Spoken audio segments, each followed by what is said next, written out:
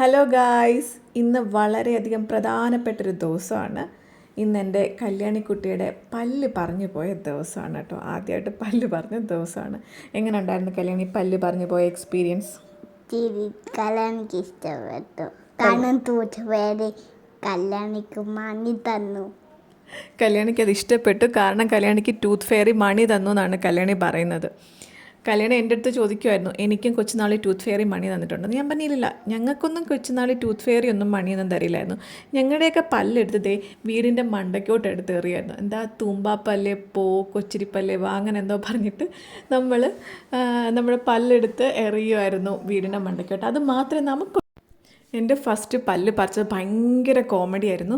കാരണം ഞാൻ പല്ല് പറിക്കാൻ സമ്മതിക്കുന്നില്ലായിരുന്നു. അവസാനം സഹിയിട്ട് അമ്മ എന്നെ കൊണ്ട് ഹോസ്പിറ്റലിൽ പോകുന്ന തീരുമാനിച്ചു. ആ സമയത്താണ് ലത മാമി പറഞ്ഞത്, ഇല്ല മാമി പറിച്ചു തരാമെന്ന് പറഞ്ഞു. അങ്ങനെ മാമി എൻ്റെ പല്ല് പറിക്കാൻ വേണ്ടി ശ്രമിച്ചു. ഞാൻ സമ്മതിച്ചില്ല. ഞാൻ കുതിരി ഓടി, മുറ്റത്തോടി.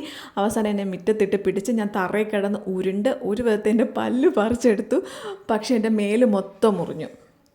അതിനുശേഷം തൊട്ടുള്ള പല്ല് പറിക്കാൻ പ്രശ്നമൊന്നുമില്ല കേട്ടോ. ഞാൻ തന്നെയായിരുന്നു പല്ല് പറിച്ചത്. പക്ഷേ ആദ്യത്തെ പല്ലുണ്ടല്ലോ, അത് പറിക്കാൻ ഭയങ്കര പാടായിരുന്നു.